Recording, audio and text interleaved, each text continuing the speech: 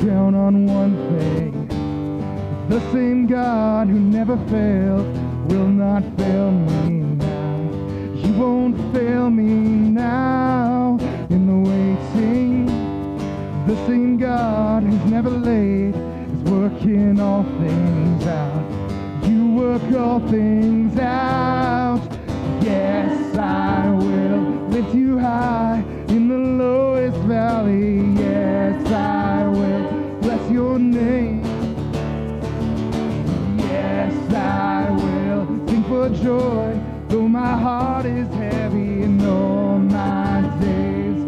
Oh yes, I will. I'll count on one thing. The same God who never failed will not fail me now. You won't fail me now in the waiting. The same God who's never late is working all things out. You work all things out.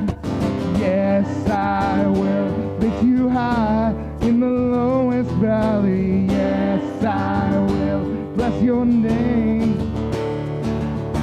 Yes, I will sing for joy, though my heart is heavy in all my days. Oh yes, I will. I'll choose to praise. Glorify, glorify the name of all names. Nothing can stand against. I'll choose to praise. To glorify, glorify the name of all names. Nothing can stand against. And yes, I will lift you high in the lowest valley. Yes, I will bless your name. Yes, I will sing for joy, though my heart is heavy and all my days. Yes, I will. I'll choose to praise. Glorify, glorify the name of all names. That nothing can stand against. I'll choose to praise. Glorify, glorify the name of all names. Nothing can stand against. I'll choose to praise. Glorify, glorify the name of all names. Nothing can stand against. I'll choose to praise. Glorify, glorify the name of all names. Nothing can stand against. And yes, I will lift you high in the lowest valley. Yes, I will bless your name. Yes, I will sing for joy, though my heart is heavy in all my days.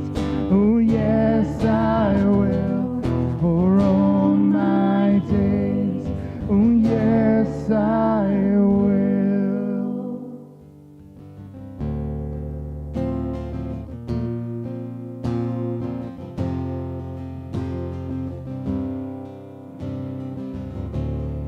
God of Abraham, you're the God of covenants, the faithful promises.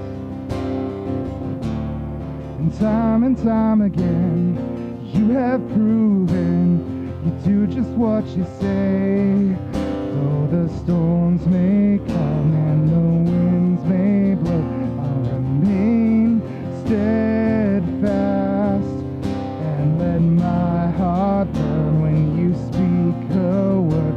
It'll come to pass. Great is your faithfulness to me.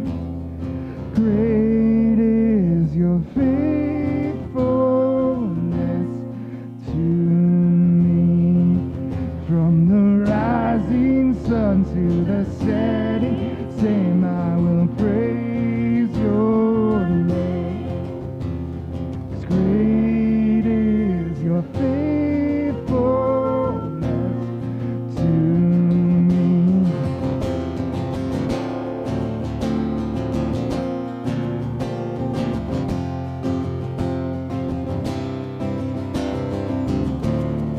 God from age to age. Though the earth may pass away, your word remains the same, yeah. Your history can prove there's nothing you can't do. You're faithful and true. Though the storms may come and the winds may blow, I'll remain steadfast and let my heart burn when you speak a word. It'll come to pass. Great is your faithfulness to me.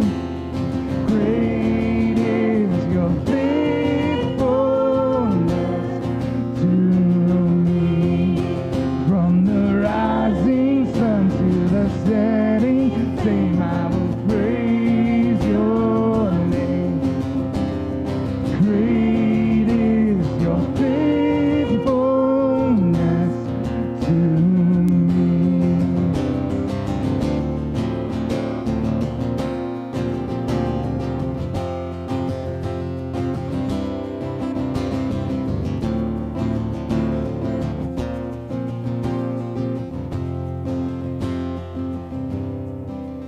Though the storms may come and the winds may blow, I'll remain steadfast and let my heart burn when you speak a word. It'll come to pass.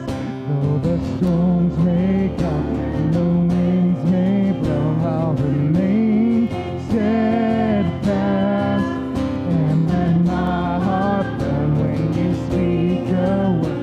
It'll come to pass. Great is your faithfulness to me. Great is your faithfulness to me. From the rising sun to the setting same, I will praise your name. Great is your faithfulness to me. The rising sun, from the rising sun to the setting same, I will praise your name. From the rising sun to the setting same, I will praise your name. From the rising sun to the setting same, I will praise your name. From the rising sun to the setting same, I will praise your name. 'Cause great is your faithfulness to me. Great is your faithfulness to me. From the rising sun to the setting same, I will praise your name. 'Cause great is your faithfulness to me. Great is your faithfulness to me.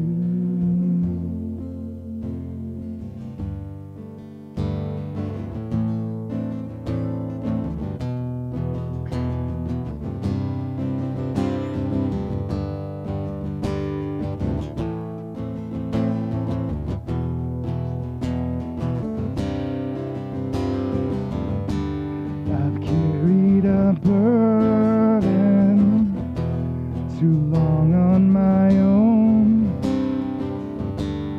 I wasn't created to bear it alone. I hear your invitation to let it all go. I see it now, I'm laying it down. All I know is I need you now. I run to the Father, fall into grace, and done with the hiding, no reason to wait. My heart needs a surgeon, my soul needs a friend. So I run to the Father again and again and again and again. Whoa, whoa, whoa, again and again and again.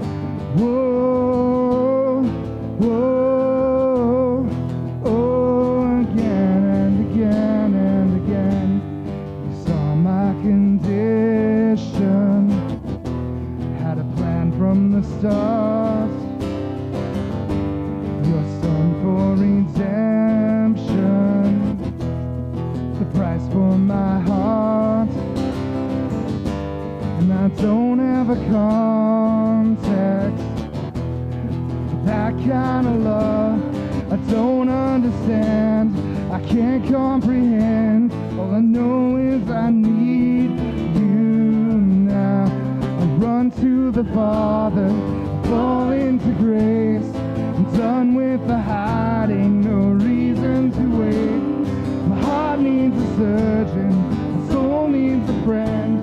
So I run to the Father again and again and again and again.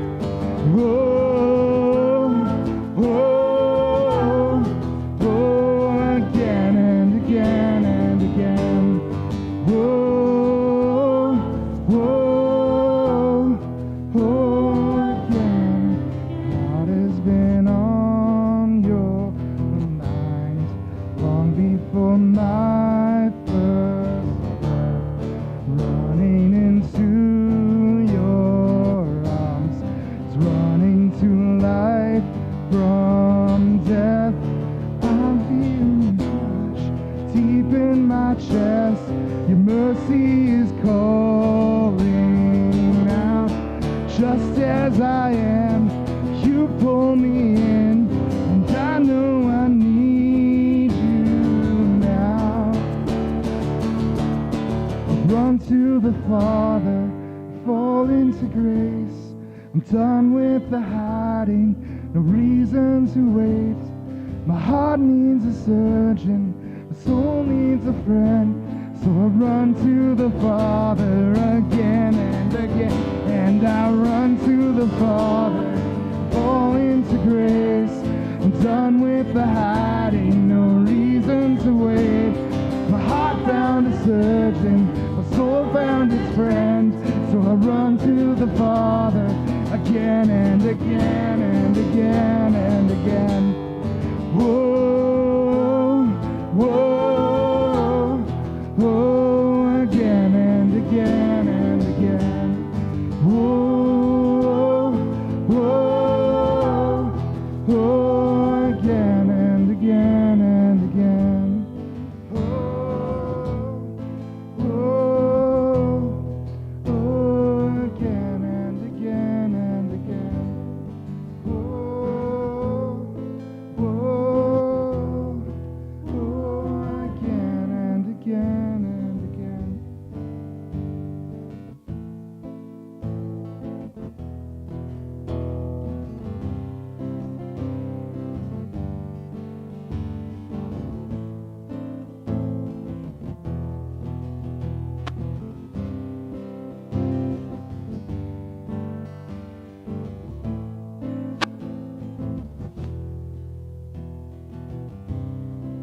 I just want to take a moment to kind of go over that last little bit. I'll run to my Father again and again and again.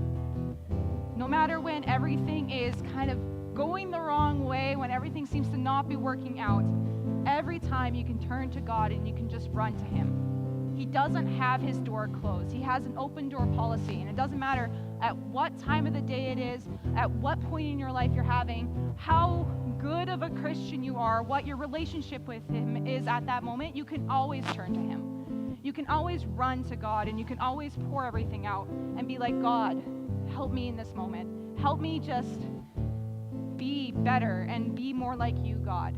And He doesn't have limitations on how He can act and who He can reach and who He can connect with. And And that's an amazing thing, that our God's love has no bounds, that it has no limits, that no matter what we do, he will continue to love us, and that his promises and that his gifts to us don't have a condition on them. Just before we get into the service today, I just want to take a moment to pray right before. You guys can take a seat if you want to. Dear God, I just thank you for this day. Thank you that we can continue to run to you, God. That you will always listen to our pleas, God, to our cries, to our praises, God. Thank you that you are a God who wants a relationship with us, that we can run to our Father, that it is a Father that we can turn to, God, that you are constant and that you are always there for us, and that you don't fail us, God, that you don't have the ability to let us down, God, because you are perfect and you are holy. God, it doesn't matter what we do, how much we mess up, how much we struggle with things, God, that you always have that hand extended out towards us. I pray that as I pray today and preach, God, that just the words that you want me to say are the ones that are spoken. God, that your truths and your promises are what people can cling to in their darkest hour through all of their doubts. In your name, amen. I'm going to just steal this thing right here because I need it. So as some of you guys know, Pastor Nathan and Sarah are currently on vacation eating lobster. Those jerks. I love lobster, so I'm very, very jealous. But yeah, so Nathan asked if I would preach, and this week, getting ready to preach was probably one of the hardest things I've ever done. I struggled with it so much. Getting ready to preach this week was frankly very difficult. I felt frustrated, unenthused, underqualified, doubting myself, doubting God. I felt like that I didn't know what I was doing, that I was struggling with faith and with fear. Who here has felt like they've been unqualified for something? Everybody's hand pretty much goes up. Or who has doubted that God really had a plan for them or cared about your worries? Yeah. Or no matter what you did, you would be failing God. Yeah. Abram did too. The man that we often read about, that's this great man of God, he also struggled with these same things. In Genesis 15, we read, "After this, the word of the Lord came to Abram in a vision. 'Do not be afraid, Abram. I am your shield and your very great reward.' But Abram said, 'Sovereign Lord, what can you give me since I remain childless? And who will inherit my estate? Is the one Eliezer of Damascus?' And Abram said, 'You have given me no children, so a servant in my household will be my heir.' Then the word of the Lord came to him, 'This man will not be your heir, but a son who is your own flesh and blood will be your heir.' And he took him outside and he said, 'Look up at the stars and count them if indeed you can.' Then he said to him, 'So shall your offspring be.' Abram believed the Lord, and he credited it to him as righteousness. He also said to him, 'I am the Lord who brought you out of Ur of the Chaldeans, to give you the land to take possession of it.' But Abram said, 'Sovereign Lord, how can I know that I will gain possession of it?' So the Lord said to him, 'Bring me a heifer, a goat, a ram, each 3 years old, along with a dove and a young pigeon.' Abram brought all of these things to him, cut them in two, and then arranged the halves opposite of each other. The birds, however, he did not cut in half. Then birds of prey came down on the carcasses, but Abram drove them away. As the sun was setting, Abram fell into a deep sleep, and a thick and dreadful darkness came over him. Then the Lord said to him, 'Know for certain that for 400 years your descendants will be strangers in a country not their own, and that they will be enslaved and mistreated there.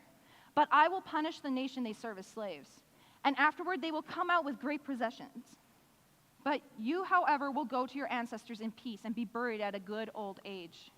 In the 4th generation your descendants will come back here, for the sins of the Amorites has not yet reached its full measure.' When the sun had set, darkness had fallen. A smoking fire pot with a blazing torch appeared and passed between the pieces.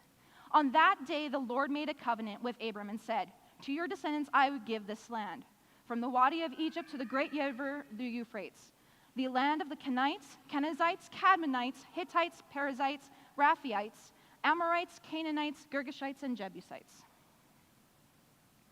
We see many things in this chapter about Abram. He is scared. He doubts that God has a plan for him. He doubts that God cares for him. At the end of the previous chapter, we read that Abram fought 4 kings and won. The first verse of 15 is God talking to Abram. Don't be afraid, I am your shield. So clearly Abram is afraid. But why is he afraid? Didn't God just go with him into battle and won? His focus shifts off of God to worry about what man might do. Then God reassures him, saying, I am your shield. You don't have to worry about retaliation. I am your shield.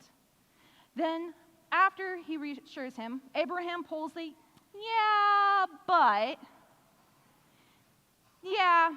you protected me. You'll protect me, but I still don't have an heir. Then Abram tells Abram to look at the sky and to count the stars. So shall your offspring be. Abram believes God, and this is credited to him as righteousness. But we'll get to that later. God also promises him the land. But then Abram, buts again. Yeah, you promised me offspring. That's all good and all, but will you fulfill your end on this land deal? It is at that point that God and Abram enter into a covenant ritual. Who here has been in a relationship? Oh, like everybody. Okay, who has had a conversation with their friend or their spouse or partner that went something like this? I'm not sure if this is the right thing for us to do. Or I'm not sure what the next step is. Or it could be talking about making a family. Or where you're going to live. Or what the next step is after a hard diagnosis. Or just doubt in general that you are enough. Who has ever had to take a friend or a kid to the doctor when they really didn't want to go? Yeah, I've had to drag myself to the doctor when I really didn't want to go, and I've had friends drag me to the doctor for sure. And we always are filled with this doubt. We're unsure of things. I just lost my spot, of course.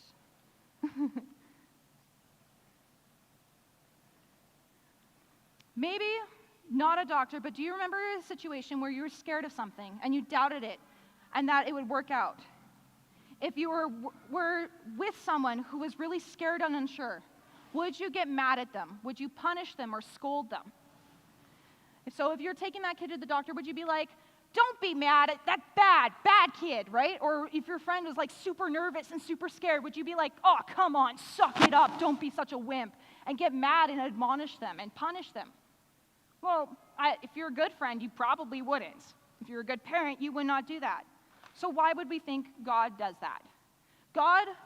When Abram doubts God about his heir situation, God shows grace and gives him a promise. He uses a visual so that whenever Abram looked up and saw the stars, he would remember God's promise. Then again, Abram asks, how can I know that I will gain possession of this land? And that's when he enters into the covenant. The reality of faith. Often when we think of doubt, there is this idea that being a bad Christian are people who doubt, that you're bad or you're not a fit Christian or you're an immature Christian if you doubt God. That if we doubt, God will turn against us. But I think we skim over the moments of doubt in the Bible, or we choose not to see those moments for what they are. Abram, throughout all of chapter 15, is doubting God. Abram doubted. Moses, David, the disciples. We all know doubting Thomas. John the Baptist even doubted. The Bible is full of those people who doubted. When faced with doubt, Jesus didn't say, I'm sorry, too bad. Come back again when you're 100% certain. No, instead, he comes and he meets us in those moments of doubt. Psalm 13:1, David cries out, how long, O Lord, will you forget me forever? David cries out to God in despair and in doubt. Even someone like David, a man after God's own heart, who went through so much with God beside him, he is doubting that God is with him at that moment and will provide for him.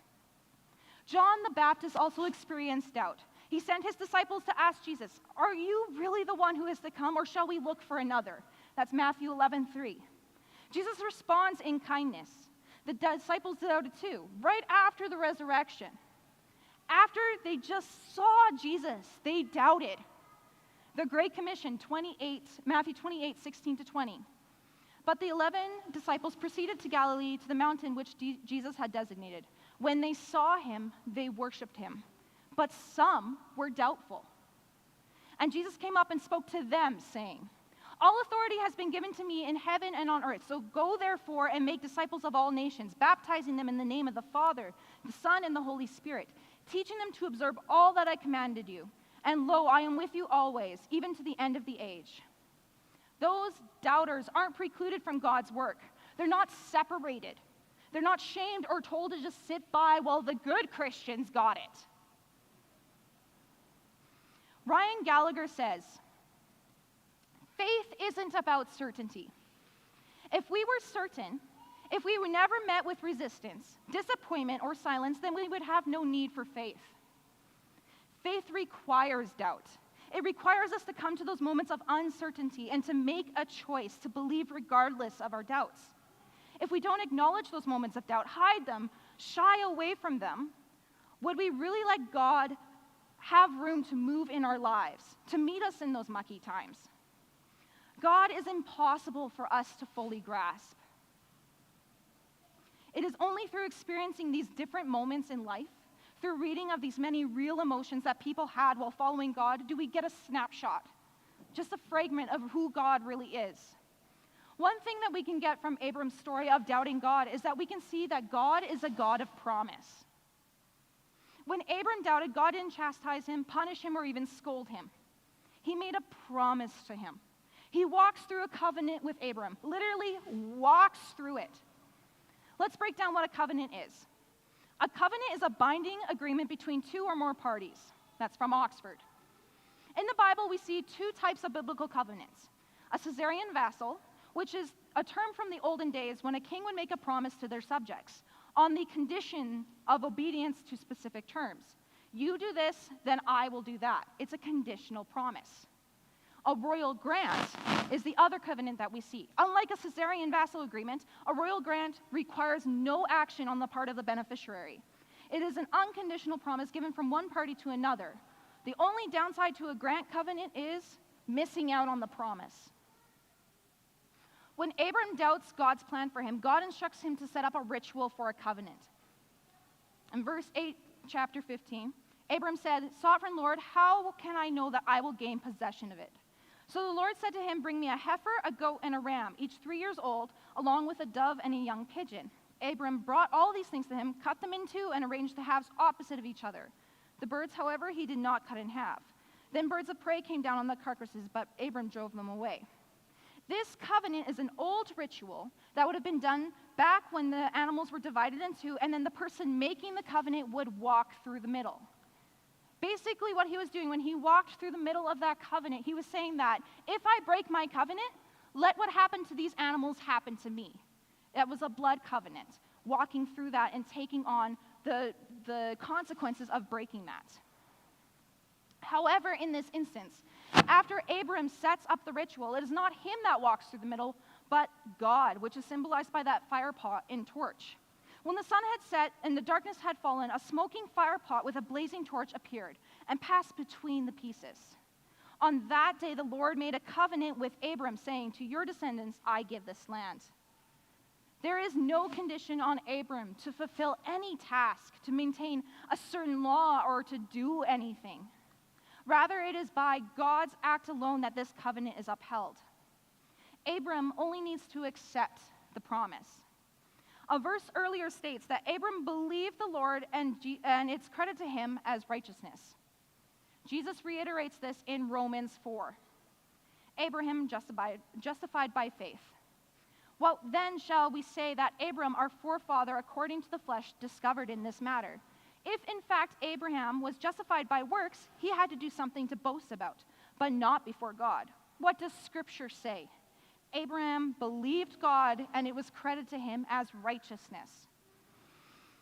Now to the one who works, wages are not credited, but as a gift, but as an obligation. Doubt versus salvation. After God gave his promise to Abram, Abram responds in doubt.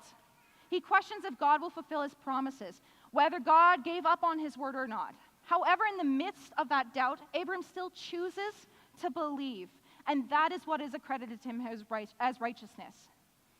A Bible commentary says, it is important to note here that it's not the beginning of Abram's faith.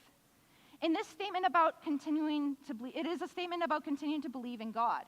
This moment of trust during a vision in chapter 15 is not the instant where Abram finally comes to faith in God. He's expressed faith in God, and that faith is the reason he is choosing to trust God now. More importantly, this statement about how any sinful human could possibly be counted as righteous in any way by a perfectly holy God. Abram's heroic rescue of Lot in chapter 14 was not credited to him as righteousness. His believing the Lord is what was credited to him as righteousness. God doesn't have us do anything for our salvation. His covenant is a royal grant, one that is unconditional. We have nothing to fulfill. All we have is something to miss out on. We can doubt. We can be afraid. We can question. We can talk with God. The cliche you hear a lot from Christians is, Christianity is not a religion. It's a relationship. We'll hear that all the time. Christians love to say that. But guess what? It's because it's true. Just like how you would have a conversation with your partner about how you're struggling, how you're doubting something, how you're scared about something, God wants that conversation with us as well. Dealing with doubt. It is a part of faith, but it should not be something that controls you. When we focus on our doubts, we get trapped inside of them. I listened to the podcast about doubt this week, and they used an analogy of a skier. You see them dip and dive between the trees, and you're thinking, what the heck? How are you not hitting those trees? You see all these obstacles, all these things that they should be bashing into, but they don't hit them. You focus on the obstacle, the potential danger, the big looming object that is rushing towards you. But what happens when that is where your focus is? My dad always told me that when I'm driving, I should always look where I want to go, and he would say this all the time. And he always had this habit of checking out the scenery while he was driving, so it felt really hypocritical, but that's besides the point. He would be like, Chelsea, look where you're going. Look where you want to go. And he said specifically, if you get into a slide, look the direction of where you want to go, because that's where you're going to end up. Just like a skier, they don't look at the trees. They actually completely ignore the trees. They look at the path. They look at the white. And then they hit the white. When we focus on our doubts, that is what consumes our vision. Instead, we should be focusing on God's promises, on his path. So, how do we deal with doubt? Number one, give yourself grace. God gave grace to Abram when he was doubting. Acknowledge your doubts. It's okay to have them. 2, identify the trees. What are the obstacles that are making up your doubt? Those things that are your stumbling blocks, that you're coming in contact with, that are seeming to weigh you down, that are causing these doubts. Identify them. And then remember that God's faithfulness has been there in the past, and it will continue to be. Remember that he has made those promises. Promises he made to Abram, he fulfilled. We see God fulfilling promises all throughout the Bible. And God is constant. He does not change. So if he makes a promise, he will fulfill it. Talk to others. We are not supposed to be alone. We are people that need community. It doesn't make you a bad Christian to have doubts. I have them. You have them. It's not a secret. Everybody has doubts. So when you have those doubts, talk to each other. Reach out to one another. Ask each other for prayer. Engage in a conversation with them. And most importantly, talk to God. Talk to God about your doubts, your questions, your fears. Read his word and pray. We're going to take this now to go into our table groups, and we're going to do the read about it and talk about it. The room seems very unbalanced, so I'm not sure how to make you two tables go together, because that's easy. You can be a table, and then you guys go together. Yeah, there we go. So we're going to do that. And then we'll come back for another song afterwards. Cool.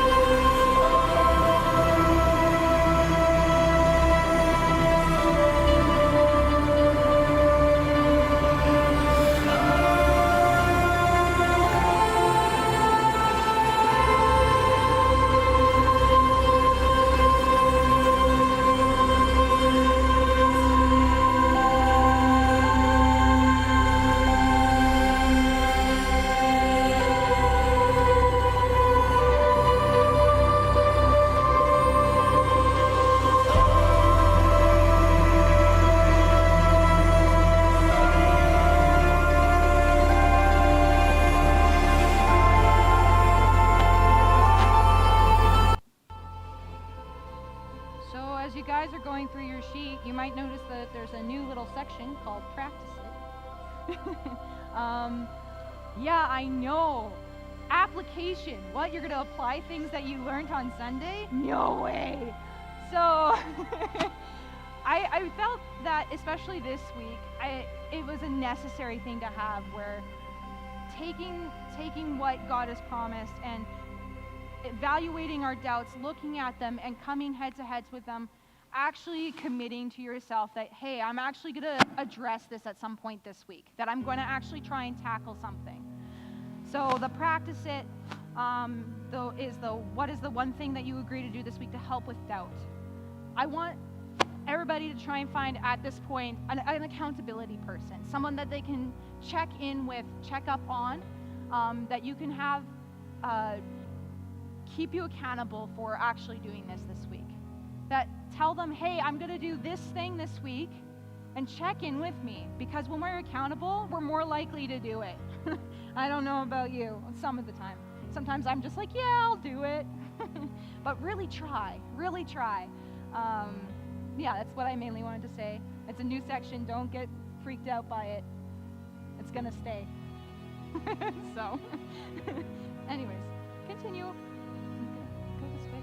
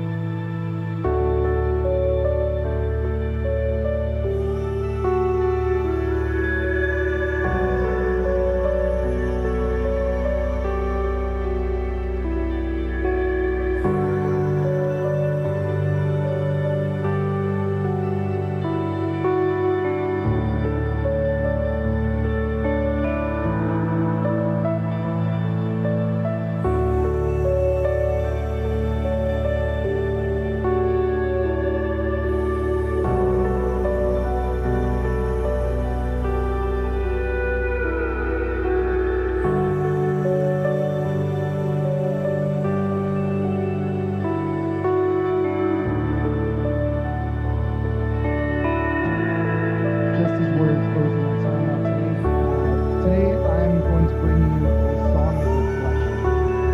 In talking about Abraham, there is a song written from Abraham's point of view. And I think there's value in us putting ourselves in the shoes of his work to see where our story lines up with his. So this song, feel no pressure to sing along to it.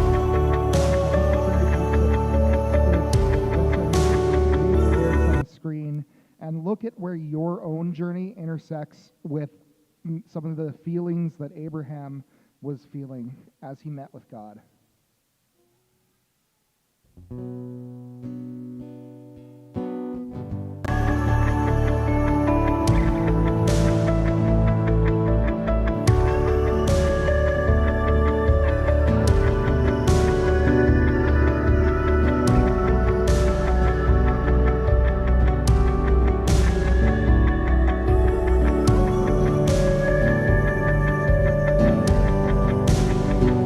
There is a mountain in between what you have said and what I see.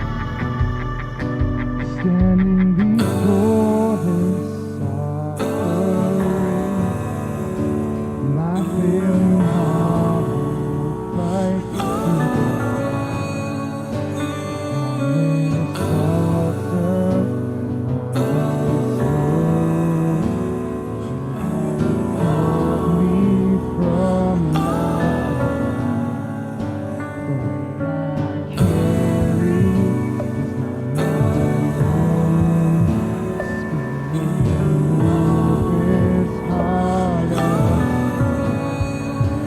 How can I walk in my new land? The Father of man, the promise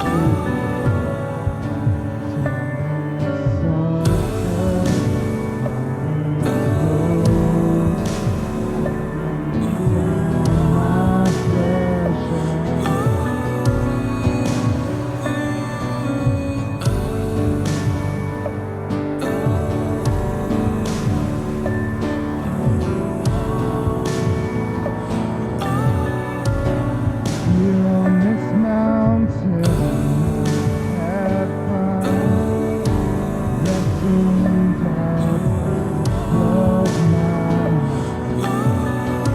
ashes and dust, sorrow have remained. Hope for the world will come from altar on this road. You have called me from my home. The weight I carry is not my own. Still move this heart as so how can I walk in thy new name? Father of men, the promise you gave on this altar, on this road, down my flesh and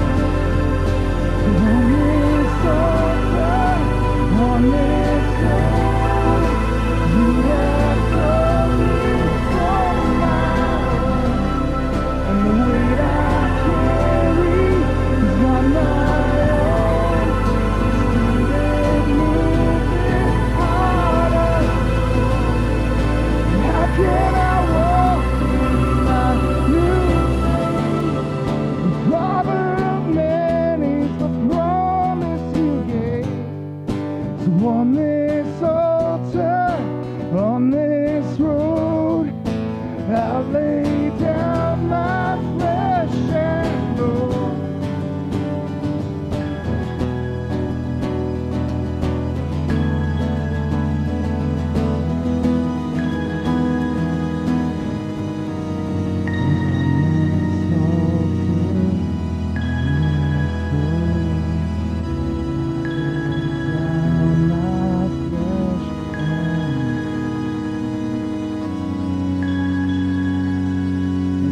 God be with you this